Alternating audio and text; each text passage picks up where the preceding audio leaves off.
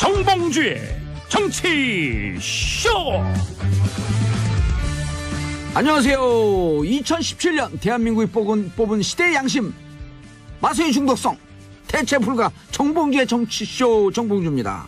자, 오늘 2017년 마지막 방송이죠. 여러분의 열렬한 응원으로 여기까지 왔습니다. 그리고 저를 2017년 대표적인 시대 양심으로 뽑아주신, 내가 혼자 뽑았구나. 땡큐 베리 마치.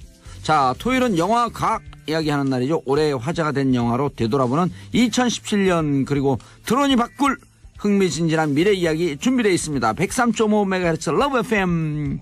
우리들의 영원한 친구, 돈 내고 감옥 안 가는 분들 스폰서. 광고 듣고 일부 돌아오겠습니다. 정봉주의 정치쇼 2017년 마지막 방송입니다. 자, 토요일 1부 순서 들어가겠습니다.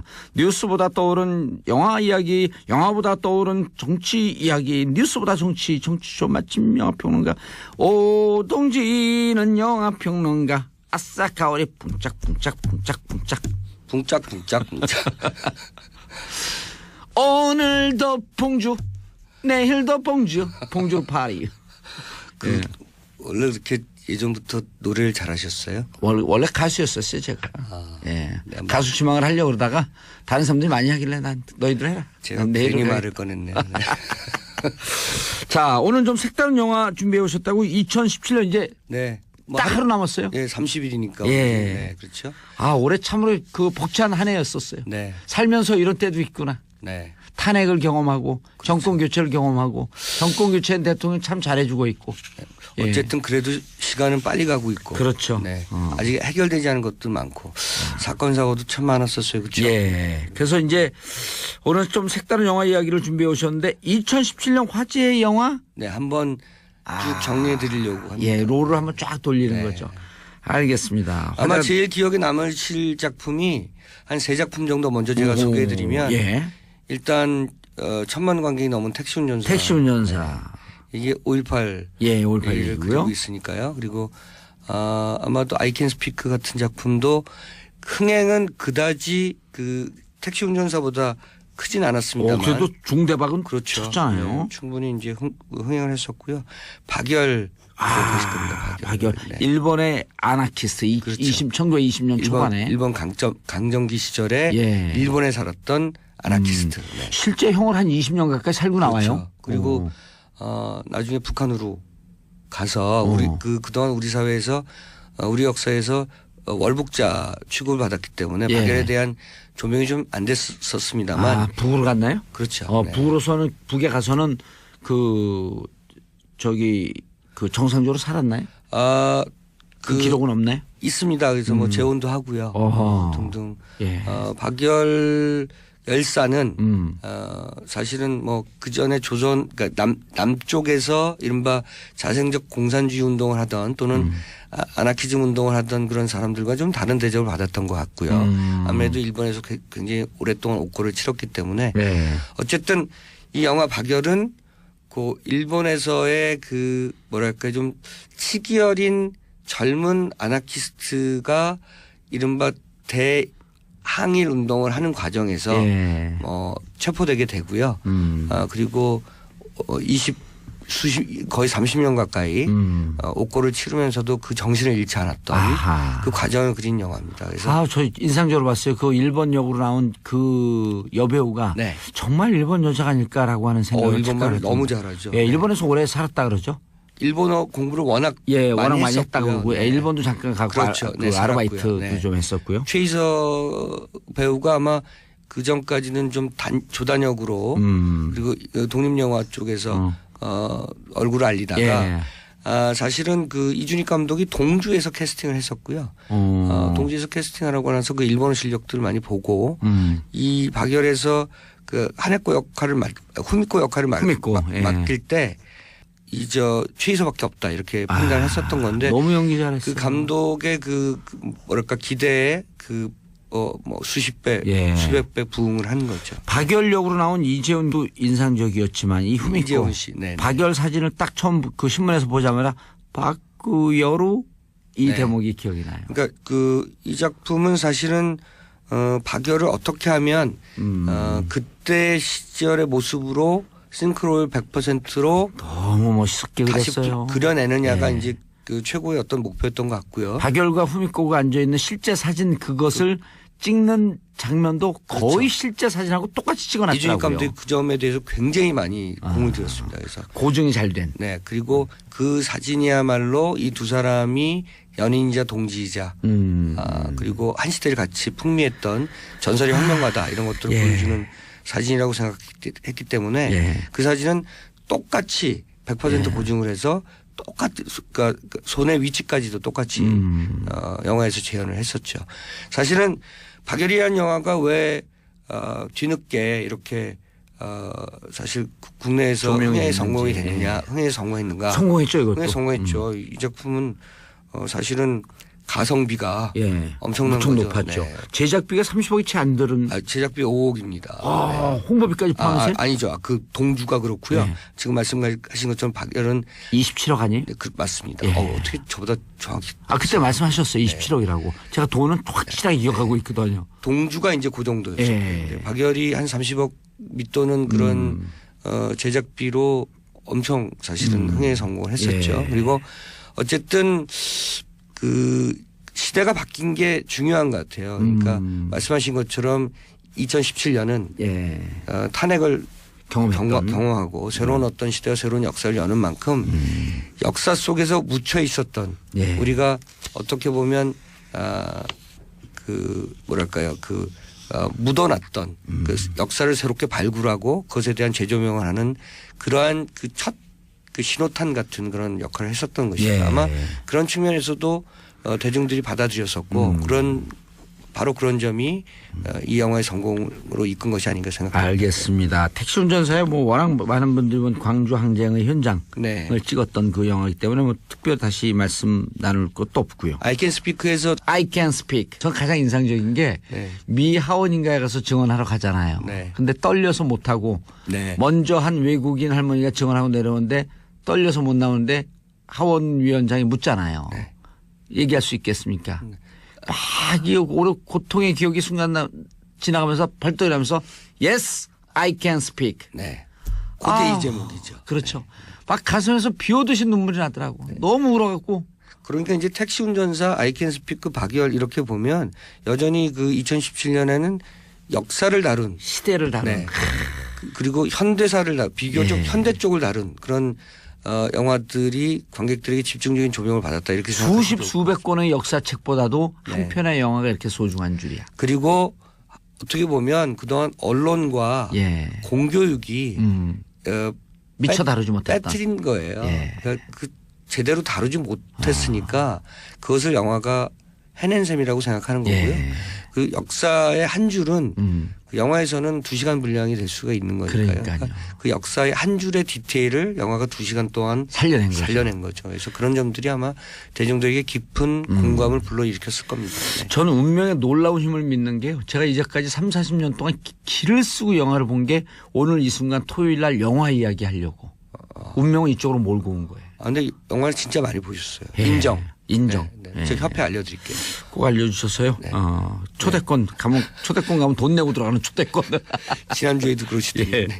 알겠습니다. 그리고 이제 또 주목받을 만한 그 다큐멘터리가 많았죠. 예. 사실 논란이 됐었던 김광석도 있었고요. 아니 근데 요때 또 반짝이 아니라 그 네. 화제작이 됐으면서 흥행은 성공했지만 네. 제작비까지 못했던 안타까운 네. 구남도라고 하는 영화도 역사적 있었죠. 논란을 많이 불러일으켰는데 좀 감독은 억울할 억울하죠. 거예요. 네. 사실은 불필요한 건데. 그렇죠. 네. 예?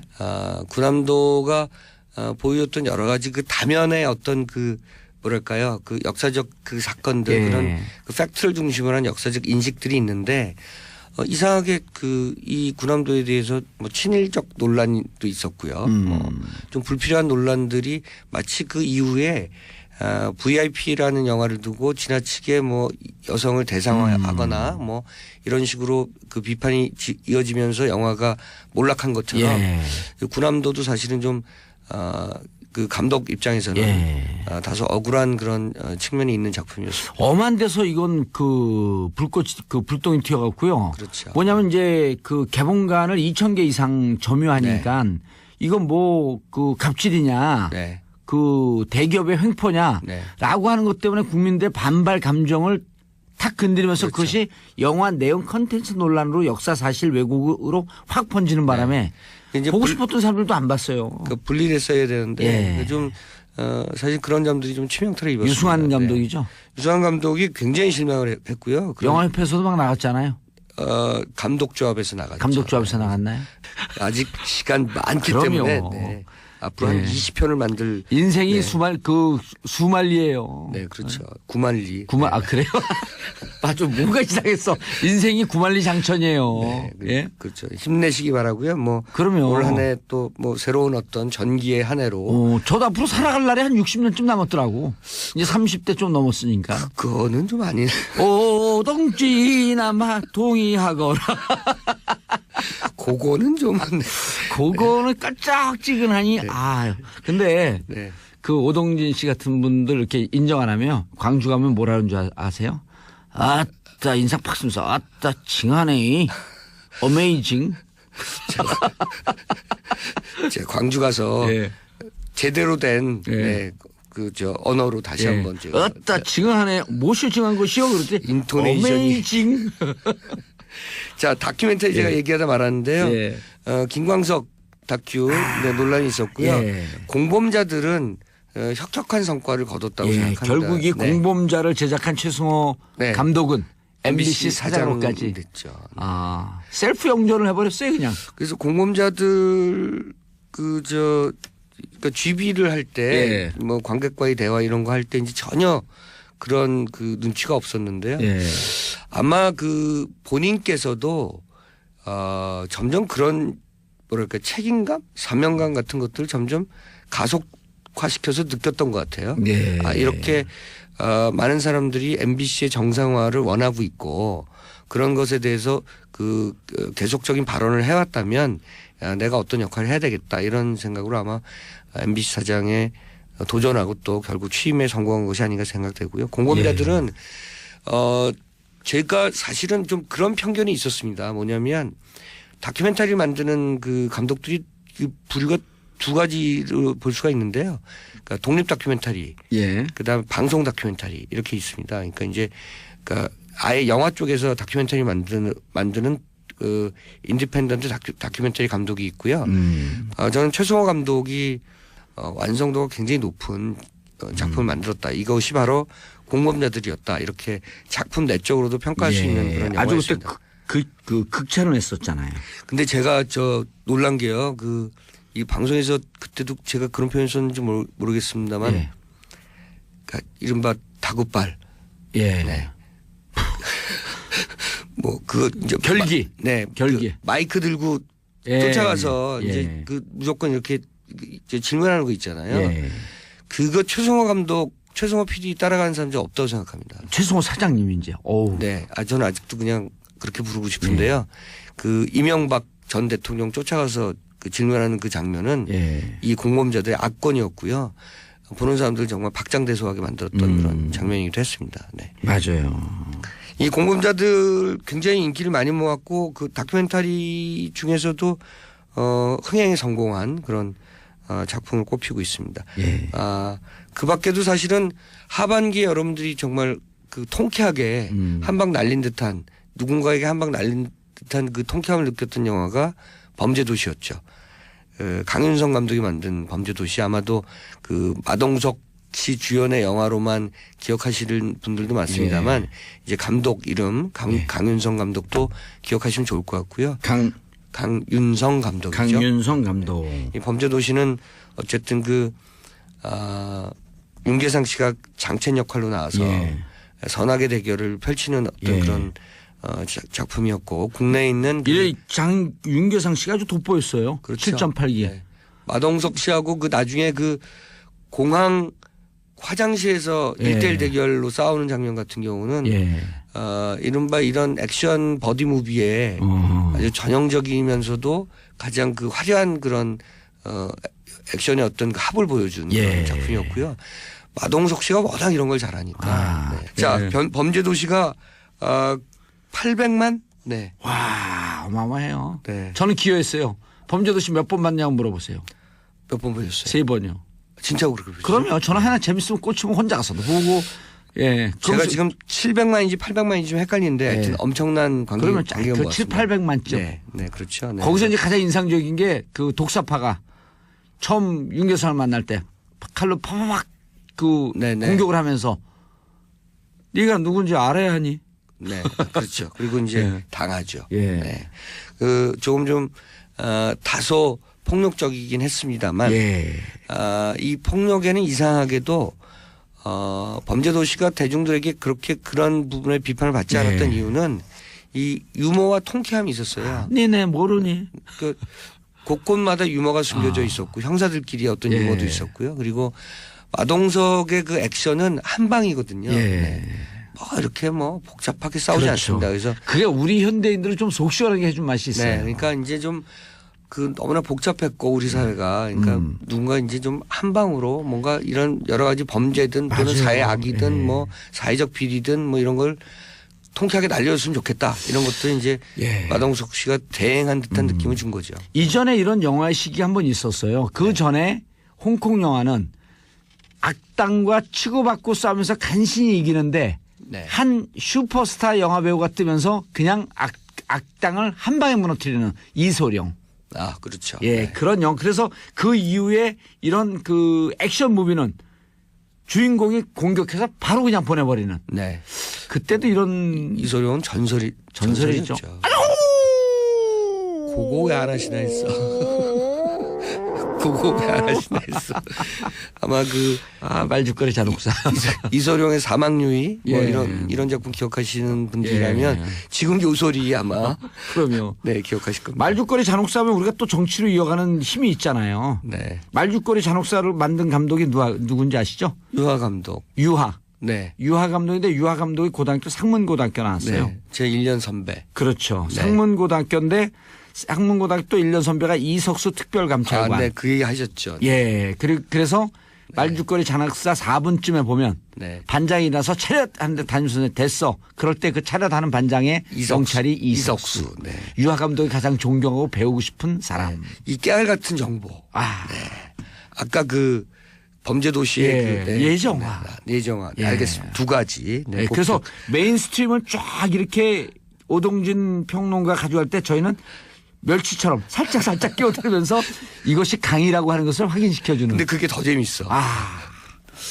나는 왜 이렇게 훌륭할까 가끔씩 이게 착각을 해요. 자, 기침 나와. 자, 그리고 이제 잊지 못할 영화가 이제 옥자 있죠, 옥자. 이거만 못 봤어요, 제가. 네. 이게 이제 넷플릭스에서 넷플릭스에서 해서. 만들어서 국내에서 극장 상영을 유일하게 허락을 했는데 예컨대 이제 메이저 극장들은 이걸 받아들이지 않았죠. 그러니까 이제 경쟁 관계니까. 그래서 예컨대 국도극장, 예. 뭐 대한극장 이런 데서 이제 전통의 극장에서 해서 예. 많은 분들이 몰렸습니다만 워낙 극장수가 적어서 관객 수는 의미가 없고요. 어쨌든 봉준호 감독이 할리우드에 진출해서 넷플릭스라는 거대한 그 스트리밍 업체, 쉽게 말하면 인터넷 방송 업체 이렇게 얘기하면 좀 아닌 것 같고요. 어쨌든 그러니까 전 세계 수억 명의 지금 인구가 지금 넷플릭스를 보고 있지 않습니까? 어쨌든 예. 이 넷플릭스의 제작비를 받아서 만든 작품이고요. 옥자, 그 슈퍼돼지. 이게 한 600억 들어오는데 저예산 영화라고 전 깜짝 놀랐어요.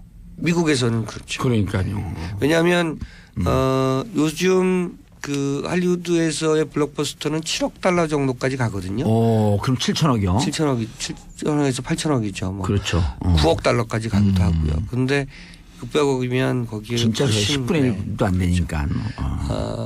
그러면 뭐 예를 들면 클린트 이스트우드나 등등 뭐 이런 감독들이 만드는 중저예산 영화급에 속하는 그런데 이제 넷플릭스가 전 세계의 망을 갖고 있어서 충분히 그 정도는 커버할 수 있다고 이제 보고 있는 거고요. 아마도 그 봉준호 감독은 옥자를 통해서 할리우드에서 인정받는 감독으로서 다시 한번 그 평가받는 기회가 됐고 그 전에 봉준호 감독이 보여줬던 스타일과 같으면서도 다르면서도 같은 그런 춤을 많이 보여줬고 그 슈퍼돼지 그 옥자와 그 옥자를 키웠던 미자의 그 뭐랄까요 모녀 관계. 처음에는 미자가 엄마였다가 나중에는 옥자가 엄마인 것처럼 보이는 예. 그런 새로운 가족 관계의 모습들을 보여주는 작품이었습니다.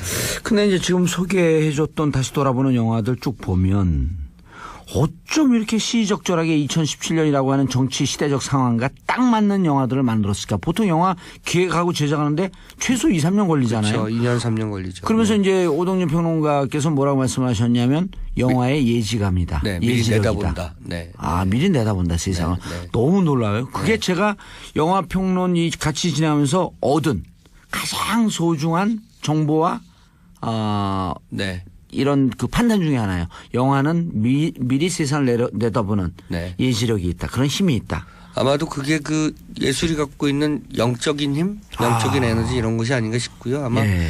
그런 것 때문에 예. 때로는 영화 좀 너무 앞서가는 감이 뭐 있을 때도 있습니다. 뭐 예. 지나치게 앞서가는 감이 있고요. 또 어떤 때는 또 한 박자 그것이 이제 배급되는 과정에서 좀 예. 늦어져서 한 박자 늦춰지는 그런 것도 있는데 올해 같은 경우나 지난해 같은 경우는 매우 타임리하게 그 타이밍 적절하게 영화들이 나온 겁니다. 그러니까 택시 운전사 같은 경우도 그렇고요. 그렇죠. 네. 아.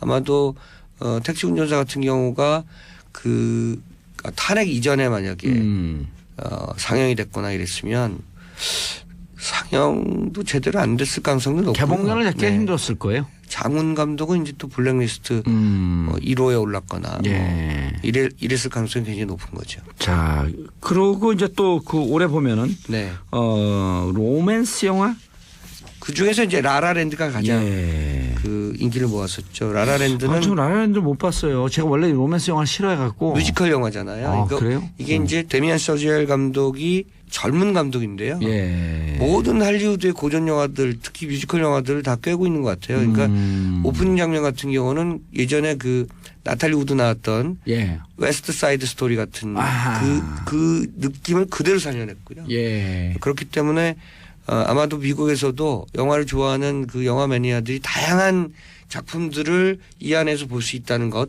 예. 이런 것이 아마 흥미의 요소로서 작동을 했었던 것 같고 아하. 국내에서는 국내 관객들은 춤과 노래를 굉장히 좋아해요. 아. 한국 관객들만큼 노래를 좋아하고 예, 그럼요. 노래를 잘하잖아요. 알겠습니다. 자, 오동진 평론가님 올 한 해 수고하셨고요. 인사하시고요. 네. 새해 복 많이 받으세요. 예, 저는 1부 끝으로 라라랜드 오프닝 곡이었던 Another Day of Sun을 들으면서 2부 돌아오겠습니다. 정치쇼 토요일 2부 순서 시작했습니다. 자, 과학이 정치를 만났을 때 강원도 양구에서 오지 않으신 과학 전문 기자 강양구 기자 자리하셨습니다. 네, 안녕하십니까. 강양구입니다. 제가 막 이렇게 까불면 행복하죠. 네, 예. 기분 좋습니다. 예, 저는 늘 까불어야 돼요. 까불대는. 자, 오늘 무슨 소식 갖고 오셨어요? 오늘 이제 2017년 마지막 방송인데. 마지막 방송이에요. 네. 내일 하루만 지나면 2018년. 예, 2018년이. 네. 예, 황금개띠라 그래요. 아, 그래요? 황금개해. 개해구나. 개휴? 그게 무슨 얘기인지 아세요? 개휴? 그게 무슨 뭐예요? 모르겠습니다. 전라도 가면 물어볼 때 개고기 먹냐고 개휴? 오늘 개해라고 하는 거 똑같네. 개휴? 개허요. 자, 오늘 무슨 뉴스? 네, 무슨 오늘 소식? 제가 이제 올해 중반 정도에 이제 이 정치쇼에 합류를 해가지고 이제 방송을 여러 번 했었는데 예. 가장 많이 나온 키워드가 이제 4차 산업혁명. 4차 산업혁명. 일자리. IoT. 일자리. 뭐 IoT 뭐 등등을 예. 얘기했었는데 가만히 복귀를 해보니까 드론 얘기를 안 했었더라고요. 오, 정말 궁금해요. 네, 드론. 우리나라 법적 관계도 어떻게 되는지 서울에서 또 드론 못 뛴다는 얘기도 있고. 네네. 그러니까 이제 취미로 지금 이미 드론 즐기시는 분들 굉장히 너무 많으시고, 많아졌어요. 가격도 싸지고요. 네, 가격도 싸지고 네. 그래서 이제 드론이 이제 그 일상생활 속으로 이제 깊숙이 확 들어왔고 그리고 다들 드론 뭔지 다 아시잖아요. 예. 예를 들자면은 뭐 예능 프로그램에서도 드론 빠지지 않고 등장하잖아요. 이제 그 예능 프로그램에서 이제 그 공중 촬영할 그렇죠. 때 다 그 드론 날려가지고 촬영을 하는 거니까 그리고 최근에는 이제 그 한 예능 프로그램 덕분에 드론 자격증을 따는 게 오. 필요하다 뭐 이런 식의 이제 오호. 열풍 같은 것도 이제 불고 있기도 자격증을 하고. 따야 돼요? 네. 드론 자격증이라는 게 있거든요. 오. 그래서 이제 오늘은 좀 전체적으로 드론이 바꿀 세상은 어떤 모습이고 그 과정에서 생기는 여러 가지 부작용들을 또 과학자나 엔지니어들이 어떤 식으로 극복하려고 노력을 하고 있고 예, 등 그게 또 우리 일상생활이나 우리의 삶에 미칠 변화는 어떤 것인지 등등을 좀 종합적으로 한번 이야기해보는 시간이 되도록 준비를 해왔습니다. 아 진짜 이게 특히 얼리 어답터들 네. 드론에 관심 많아요. 근데 이제 막 띄우고 싶어해. 봉도사님 영어 잘하시니까 예. 드론의 어원은 뭘까요? 드론. 드론 질문하시네. 어떤 단어 어떤 의미의 단어일까요? 오 모르겠는데요. 그러니까 드론이 이제 사전에서 드론을 찾아보면은 예. 저희가 아는 드론이 아니고요. 원래 드론의 진짜 의미는 예. 벌이 날아갈 때 윙 하는 소리 있잖아요. 붕. 예. 그런 진동 소리를 드론이라고 하는 거예요. 근데 왜 그런 드론이라는 이름이 붙었을까? 그게 이제 저도 좀 궁금해가지고 이 방송 준비하면서 찾아봤는데 그 오늘날과 같은 그 드론 모양의 원초적인 모형이 어떤 것이었냐면은 2차 세계대전 때 영국에서 개발한 퀸 비라고 하는 퀸 비요? 예, 퀸 여왕의 벌. 아 퀸스 비. 퀸 비. 예. 예. 퀸 비라고 하는 이제 그 무인 정찰 비행기가 있었는데 그게 오늘날과 같은 드론의 가장 원형에 가깝다고 해요. 예. 그리고 베트남 전쟁 때도 이제 그 미군이 예. 베트콩들을 정찰하기 위해서 또 이제 무인 정찰 비행기를 띄웠는데 그 비행기 이름은 파이어비였어요. 대충 이제 감이 오시죠. 파이어비. 파이어비. 그러니까 그 오늘날의 드론의 원형이라고 할 만한 것들이 다 이제 그 군사 목적으로 군사 군대에서 목적으로. 개발이 되었었는데 예. 그때 이름을 붙일 때 다들 벌을 붙인 거예요. 예. 그래서 이제 그 연장선상에서 이 지금 우리가 알고 있는 드론의 이름도 벌이 이제 날개짓 할 때 내는 윙 하는 소리를 따와서 이제 드론이라고 이름을 붙였다고 생각이 됩니다. 그래서 사실 이제 그 드론의 역사를 살펴보면은 거의 1980년대까지는 사실은 군사 무기의 역사라고 생각해도 거의 무방합니다.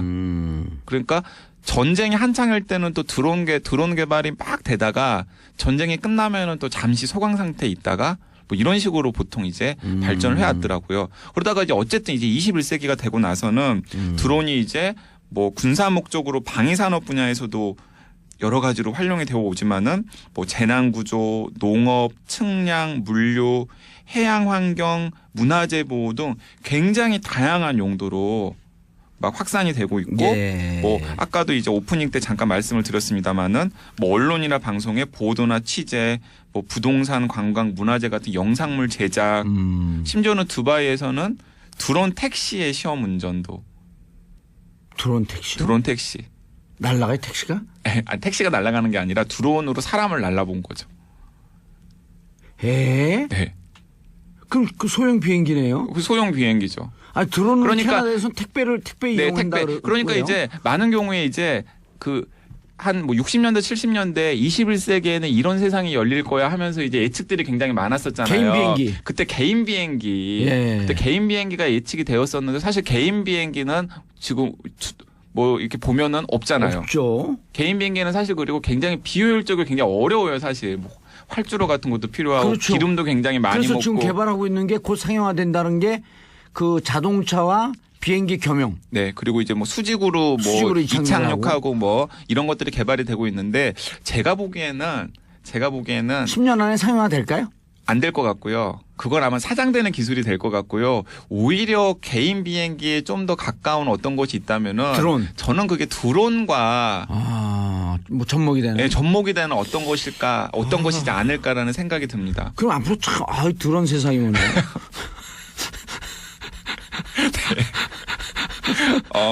뭐 더러운 세상이 될지 아니 어쩔지는 드론 모르겠어요. 세상이 드론 세상. 네. 드론 세상이 되는 게 네. 드론이 온갖 곳에 다 쓰이는. 네, 온갖 곳에 다 쓰이는. 드론 진짜 참 좋네 이거. 우리 방송 비호를 못 하는데 비호를 하고 싶은 욕망이 계속 생기거든요. 이 드론 얘기 계속 드러나시죠. 네. 그리고 이제 또 드론이 예. 또 사람들의 목숨을 구하는데도 굉장히 효과적으로 쓰일 수가 있는데요. 특히 이제 재난이 나면은 사람들이 재난 지역에 빨리 가기가 어렵잖아요. 예.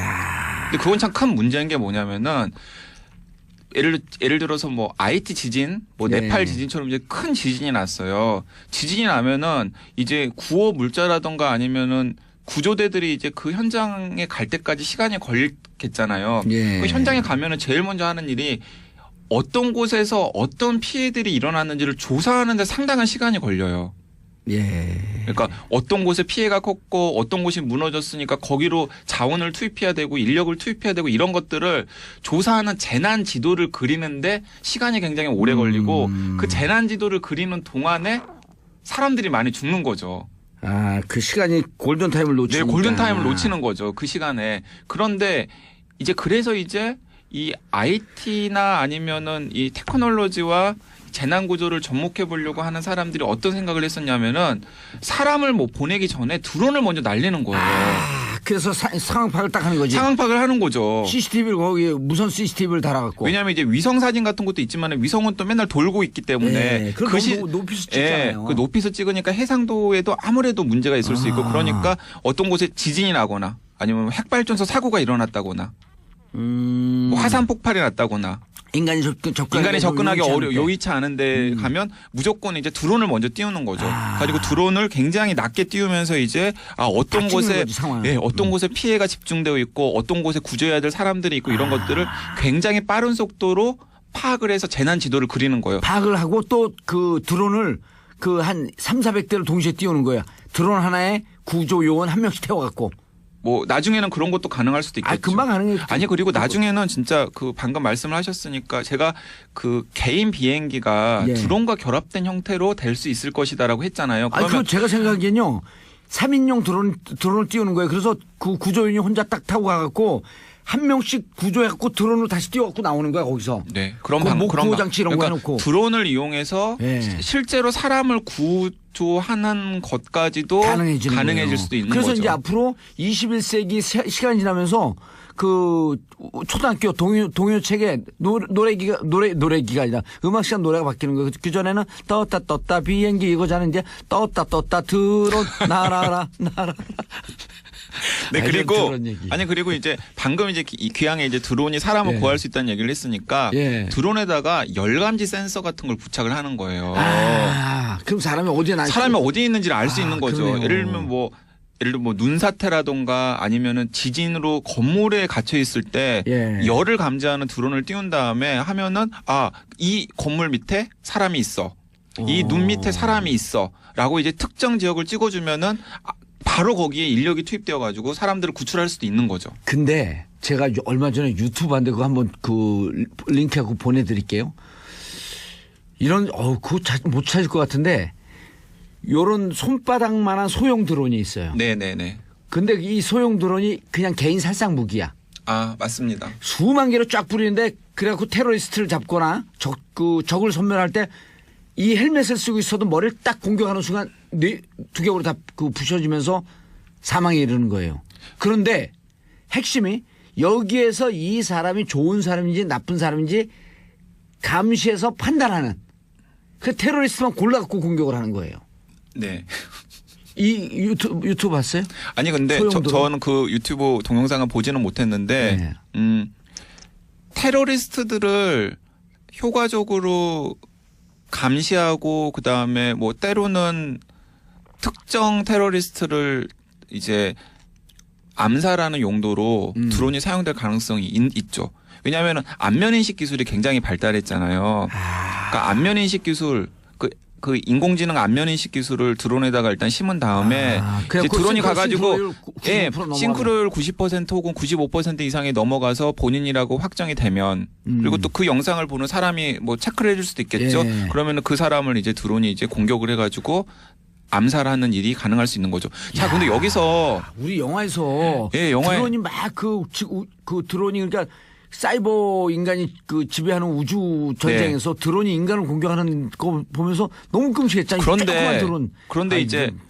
그런데 자, 어떤 정부가 예를 들어 미국 정부가 테러리스트들을 처단하는데 드론을 사용할 수 있다면 정반대로 테러리스트들이 테러를 하는 용도로 드론을 사용할 수도 있는 거잖아요. 그러니까요. 그러니까 그게 이제 드론 세상의 부작용 중에 하나인 거죠. 위험해요. 예, 예를 들자면은 어떤 정부가 봉도사가 굉장히 위험한 정치인이라고 일단 딱 낙인을 붙인 거예요. MB가 그렇게 붙였잖아요, 저거.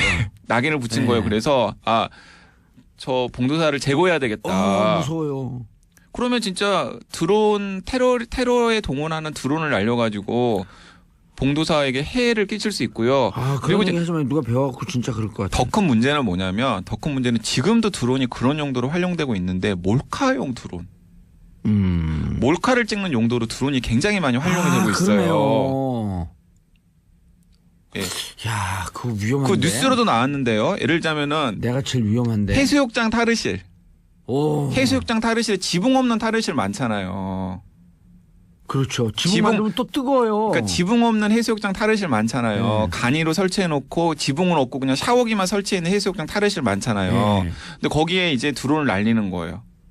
아니 그럼 보통 화장실도 문 위로 들여다볼 수 있잖아요. 네, 그러니까 드론을 날려가지고 무음 드론을 날리는 실제로 그게 문제가 돼가지고 뉴스에서 나와서 경찰이 수사에 착수한 사례도 있었는데 드론을 날려가지고 이 제주도에 있는 한 해수욕장에 지붕 없는 그 여성 탈의실을 찍은 겁니다, 막. 그렇게 찍은 영상이나 사진들 같은 것들이 또 이상한 용도로 막 유포가 되고. 그다음에 아파트 예를 들어서 아파트 고층을 선호하시는 분들 있잖아요. 프라이버시 때문에. 근데 드론을 날려가지고 호텔이나 아파트의 고층까지 드론을 날려가지고 그 안에서 그 은밀한 여러 가지 것들을 하는 것들을 드론이 또 찍어가지고 그런 것들을 또 막 유포시키는 그런 일이 있을 수가 있는 거죠. 그거야말로 드론이다 진짜. 네, 그렇죠. 더러운 드론인 거죠, 진짜. 그러니까 이제 이 드론이 아까도 말씀드렸지만은 진짜 사람을 구하는 그런 용도로도 사용될 수 있지만은 안 좋은 데는 많이 쓰겠네. 사람을 죽이는 용도로도 이미 사실 굉장히 많은 그 군사용 드론들이 맞아요. 이 테러리스트들을 표적 살해한다고 해서 날리는데 사실은 이제 그 민간인들을 공격을 오인 공격을 해가지고 이제 민간인들의 목숨을 잃은 사건이 이제 중동 지역에서 굉장히 많이 일어났는데 아니 이미 저기 우리 성주 사드 부대에 그걸 북한이 드론 보내고 다 찍어갔대잖아요. 그렇죠. 어떻게 그렇게 노출을 시켜놔? 우리가 사용하고 올라가서 봐도 그 중요한 전략적 물체가 다 노출이 되는 거예요. 그러니까 그렇게 그냥 촐랑거리면서 빨리 그 신속하게 된다 그러면서 대비 없이 하니까 그거 다 노출됐잖아요. 그러니까 이제 그 드론이 찍어갔지. 네, 그 드론이 진짜 그러니까 드론 기술이 너무나 발달을 하면서 그 저희가 상상도 못하는 긍정적인 방향으로 쓰일 수 있지만은 또 한편으로는 사람을 죽이거나 아니면 사생활을 침해하거나 혹은 그런 여러 가지 또 부작용의 사례들이 굉장히 많이 늘어날 수 있다라는 겁니다. 이런 건 가능하지 않을까요? 그 에베레스트 제가 등반하고 싶어요. 네. 다 산소 마스크 다 하고 드론 실어갖고 정선에 딱 실어 날려는 거야. 정선에서 깃발 꽂고 다시 드론 타고 내려오는 거예요. 아니 그래서 저도 이제 방송 준비하면서 막 여러 가지 상상들을 해봤는데 케이블카 논란이 있잖아요. 케이블카를 지어야 되나 말아야 되나. 근데 이제 케이블카를 지어야 된다라고 이제 주장하시는 분들이 많이 얘기하는 게 어쨌든 산에 대한 접근성 같은 것들을 이 케이블카가 높여주지 않냐. 왜 산 정상에 꼭 등산 좋아하는 사람은 올라가야 되냐. 저는 사실은 왜 산 정상에 꼭 올라가야 되는지도 잘 모르겠긴 합니다만. 저는 산이 왜 있어야 되는지도 잘 모르겠어요. 네. 근데 어쨌든 간에 그 방금 말씀하신 연장선상에서 드론 기술이 앞으로 좀 더 개발이 되어가지고 사람 몇 사람을 실어 나를 수 있다면은 두바이에서 한 게 성공했어요, 근데? 네. 실현할 수 있다면은 실현할 수 있고 그다음에 안전성이나 이런 문제들이 이제 대폭 이제 강화되는 여러 가지 장치들이 생긴다면은 사실은 정말 말씀하신 것처럼 특정 산의 어떤 포인트에 드론이 사람을 실어다가 날라주는 일들이 생길 수가 있고 그런 사업이 또 번창을 할 수도 있는 거죠. 그렇죠. 레포츠 저기 없어지겠네. 행글라이딩과 패러글라이딩이 없어질 수 있겠네. 드론 타고 다니니까. 그러니까 지금도 그게 기술적으로는 전혀 기술적으로는 문제가 없는 게 우리나라에서 있었던 재밌다. 일이에요. 너무 재밌어요. 고흥 아시죠? 고흥. 예. 고흥의 선착장에서 드론이 이륙을 했어요. 오호. 그래서 고도 50m 상공으로 날아서 그 등량도라는 섬 마을 해관에다가 우편물 8kg을 정확하게 전달한 후에 무사기한한 거죠. 그게 드론을 이용한 택배. 택배 10분 걸려서 10분. 야. 그리고 또 이건 또 수동으로 원격 조정을 한 게 아니라 그냥 AI를 입력시켜서. 그냥 이렇게 이륙, 비행, 배송, 기한까지 모든 과정이 자동화한 거죠. AI 인공지능을 심은 거 아니에요? 그렇죠. 그리고 거기다 아주 초보적인 내비처럼 입력만 한 거지. 초보적인. 그래서 이제 종전에는 당연히 이제 그 우편물을 배달하기 위해서 집배원이 왔다 갔다 해야 됐잖아요. 예. 근데 이제 그걸 이제 드론이 이제 하는 것이 그럼 가능하고. 집배원 일자리 잘렸잖아요. 맞습니다. 그래서 이제 아마존 같은 곳에서는 지금 드론을 이용한 택배 배송 이런 것들을 이제 계속 시도해 보려고 지금 추진 중인데 그러면 당연히 그 연장선상에서 어떤 일자리들은 사라질 수밖에 없겠지요. 예. 이것도 사실 드론 시대가 가져오는 부작용 중에 하나입니다.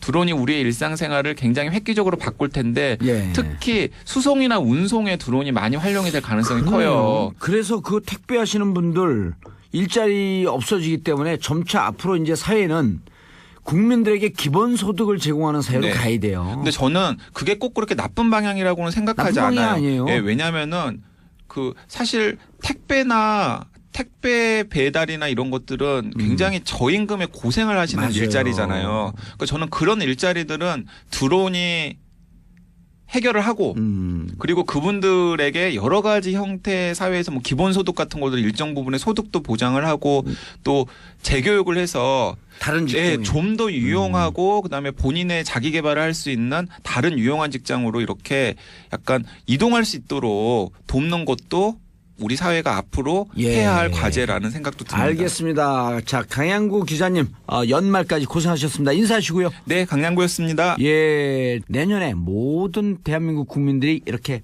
힘찬 희망을 품고 나를 수 있는 한 해가 되기를 기원하면서 에픽하이 플라이 들으면서 내년에 뵙도록 하겠습니다. 1년 동안 고생하셨습니다. 수고하셨고요. 평화를 사랑하는 국민 여러분 감사합니다. 땡큐.